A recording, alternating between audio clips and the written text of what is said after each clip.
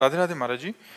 गुरुदेव, मेरा पूजा पाठ जप इत्यादि में मन लगता है, तो इस कारण और ज्यादा समय महाराज जी उसमें लगाते हैं, तो कभी कभी बच्चे पति नाराज हो जाते हैं, तो मुझे अपराध बोध सा लगता है वैसे हाँ, वैसे गृहस्थी में ज़्यादा पूजा बैठ के करने वाली उचित नहीं है।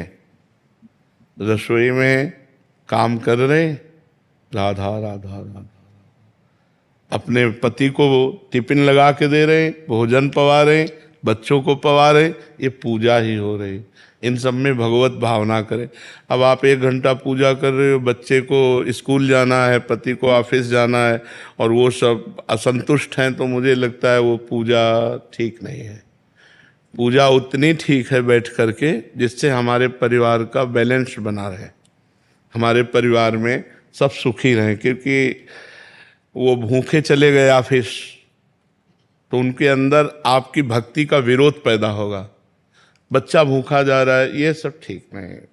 बिल्कुल पूजा मत करो, हमारी बात समझो।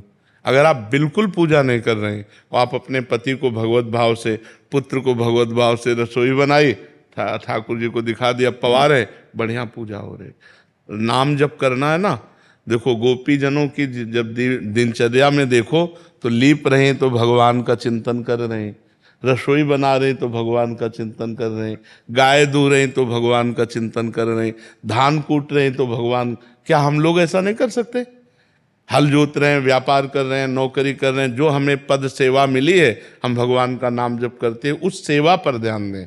हम लोग केवल उसी को पूजा समझते हैं, 4 अगरबत्ती घुमा दिया, फोटो रख करके और मूर्ति रख के, तो वो पूजा हो गई।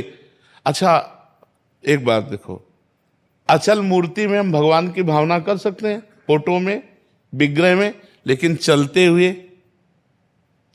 पर हम भगवान की भावना नहीं करें तो हमारी बहुत बड़ी कमी है। इन सब में भगवान ही विराजमान है। सच्ची मानिए। अगर आप ईमानदारी से सब में भगवत भावना कर लें तो आपसे बड़ा कोई महात्मा नहीं। सब महात्मा